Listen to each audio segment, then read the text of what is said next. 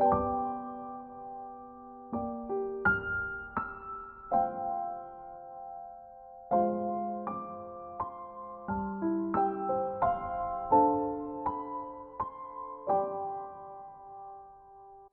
selamat pagi saudara-saudara yang saya kasih dalam Tuhan. Salam jumpa kembali dalam Renungan Pagi GKO Cibitung. Saudara, mari kita berdoa.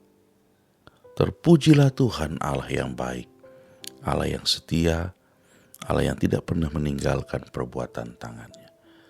Saat ini kami akan membaca firman Tuhan. Bapa, tolonglah kami, mampukan kami. Biarlah Engkau boleh mengurapi kami agar kami mengerti firman Tuhan yang kami baca. Di dalam nama Tuhan Yesus kami berdoa. Amin. Saudara-saudara yang dikasihi oleh Tuhan, tema pemberitaan firman Tuhan pagi hari ini adalah Yesus paham hati kita. Saudara-saudara, renungan diambil dari Ibrani 2 ayat 18. Karena ia sendiri telah menderita ketika dicobai, maka ia dapat menolong mereka yang sedang dicobai. Saudara-saudara, Bunda Teresa adalah figur ibu yang baik bagi orang yang ada di Kalkuta, India. Beliau mengabdikan diri untuk melayani orang-orang yang terpinggirkan, sakit kusta, dan yang tidak diperhatikan oleh pemerintah setempat.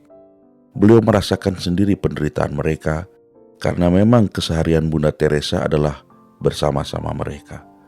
Beliau merasakan saat mereka terluka, terbuang, dan dikucilkan. Sebagai ibu rohani, beliau memiliki hati seperti Tuhan Yesus yang mau memahami hati orang yang ia layani. Teks Ibrani pasal 2 ayat 9-18 menunjukkan kebenaran bahwa Yesus sendiri sebagai manusia juga pernah merasakan kesulitan dalam hidup karena ia juga sepenuhnya pernah menjadi manusia. Ia pernah mengalami maut, mengalami ketakutan, mengalami susah, mengalami kehausan, rasa lapar, dan rasa sakit. Jadi Yesus pun pernah sama-sama merasakan penderitaan manusia. Mengapa demikian? Karena sebagai imam besar, ia berkenan menaruh belas kasihan pada manusia, pada kita semua. Saat mengalami hidup yang sukar, jangan pernah khawatir dan takut, saudara. Yesus memahami hatimu dan situasimu, karena ia sendiri juga pernah menjadi manusia dan merasakan apa yang kita rasakan. Karena itu, mari ungkapkan isi hati kita kepadanya. Dialah Allah yang memahami hidup manusia. Tuhan mau kita sebagai anak-anaknya dekat dengan Dia, supaya saat mengalami masa sukar, kita tetap beroleh kekuatan untuk melewatinya. Bahkan damai sejahtera yang tidak pernah kita dapatkan dalam dunia yang fana ini. Bahkan saat kita jauh dalam dosa pun dan mengalami penderitaan, Ia juga tetap bersedia menjadi pendamai, supaya hubungan kita dengan Allah tidak terputus. Betapa kita memiliki pribadi yang sangat memahami keadaan kita. Karena itu bersyukurlah kita punya Yesus yang memahami hidup kita. Amin. Bapa, kami mengucap syukur karena Tuhan paling mengerti situasi hidup kami.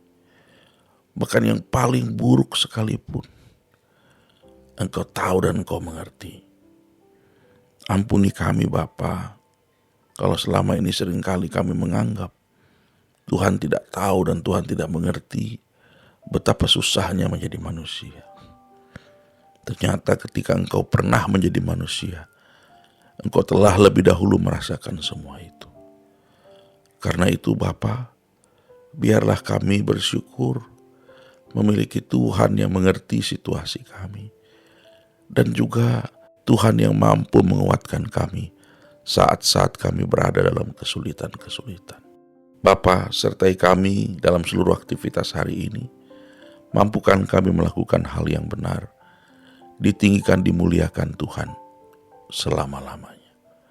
bagi yang sakit dijamah Tuhan, bagi mereka yang dalam berbagai pergumulan Tuhan menjawab mereka. Terpujilah Tuhan, dalam nama Yesus kami berdoa. Amin. Tuhan menyertai saudara sekalian hari ini. Shalom.